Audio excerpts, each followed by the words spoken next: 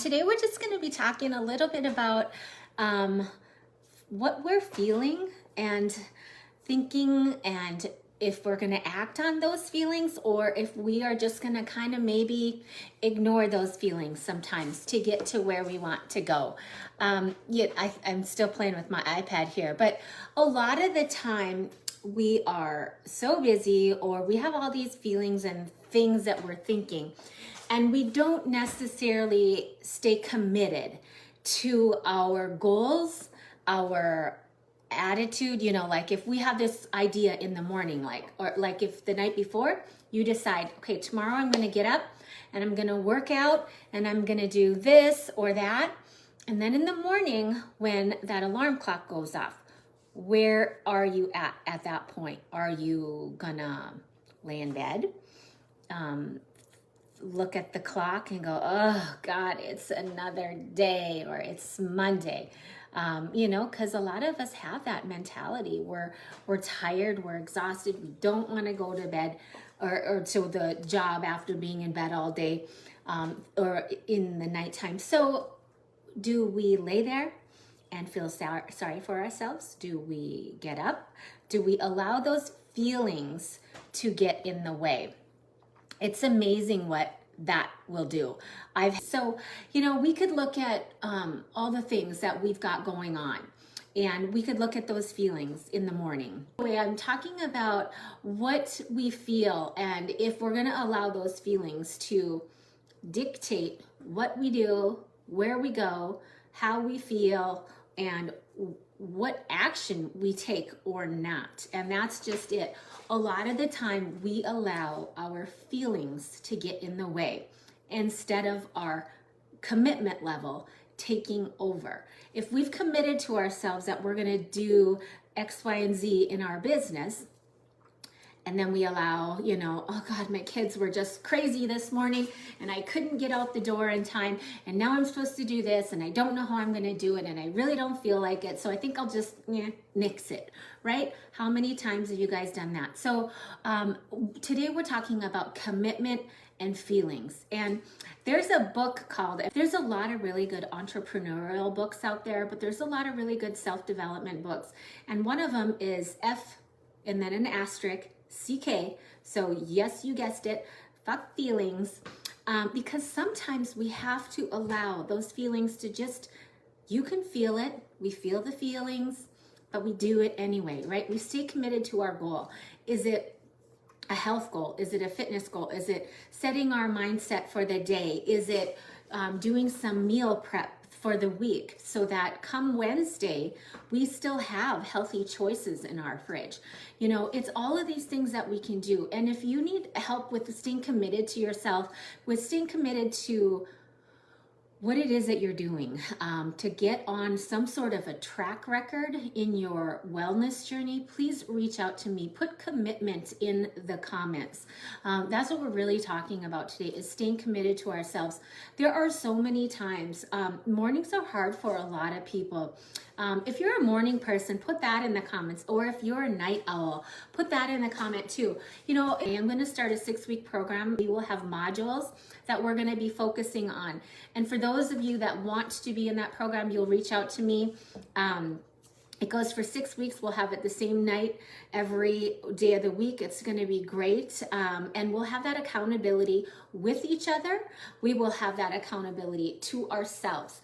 And no matter how great of a coach I am, no matter how great of the group of women, it essentially comes down to what it is that you want for yourself. How committed are you to your goals in where you're going, whatever that goal is.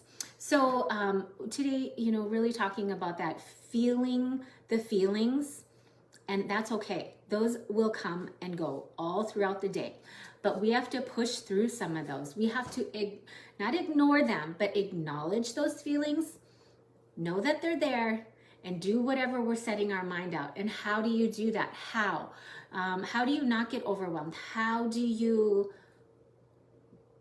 do the things that you don't want to do when you don't want to do them? And those are things that I help coach on. I have learned so many different ways, And really, it just comes down to being tenacious and remembering the goal of your why. So when you feel like exhausted at the end of the day, but you're the person who works out at the end of the day, you still need to stay committed to that, right? So how to stay on task, how to do it anyway, even through the feelings. So that's what we're talking about. And I can speak for myself and so many other women that have been in the same situation. You know, there is multiple times throughout the day where we have emotional things that come up. It can be something small, like a coworker at work irritates us, but we've already committed to doing something on the team, or we've committed to something after work, but we had a crappy day at work and somebody at work irritated us, or maybe it was just really stressful mentally because you have to crunch a lot of numbers, whatever that looks like. But you still have something in your personal life that you're planning to do, you had planned to do. You can allow those feelings to get in the way, and then and then go home and not do the thing that you said you were going to do.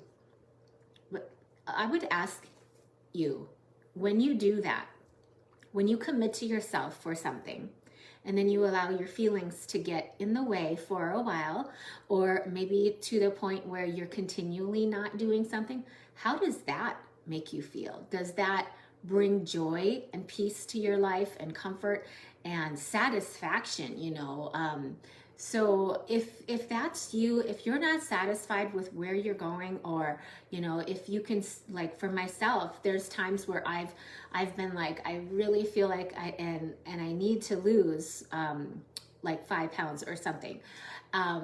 There's been times where it's really tough to get into the mindset and the consistent day-to-day activity that I need to do, and a lot of other women struggle with that last 5 to 10 pounds too, to get to that point. Or maybe you want to grow your faith. Maybe you want to grow that, but you're not staying committed to your calendar for whatever reason. We allow those feelings to get in the way, and then pretty soon we're not doing the things that we committed to ourselves for our own personal growth, for our own personal self-development. And then we start to feel less confident in ourselves because we're not following through. We're not being true to ourselves. We're essentially, and I hate to use this word, but we're essentially lying to ourselves. We're saying we're going to do something and then we don't. And while that can affect everybody else, it truly affects us as women ourselves. Our confidence goes down, our desire, our purpose goes down. So I can, it's just so important to stay on task and to do those things that you are committed to. So we'll get through some of those pain points and work through those feelings.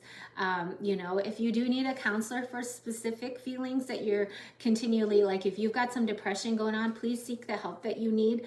But there are things that we can work together as a coach that I can help you with for your own day-to-day progress, so that when it comes time after our coaching sessions, you've got some things in place that help you to stay on task throughout the rest of your life. And it's amazing. And that's what we're really going to focus on in our 6-week program. Anyway, you guys have an amazing rest of the day. I'm going to call it for the day. I've got a couple of other appointments today. There again, staying committed to my word. Today I was driving around.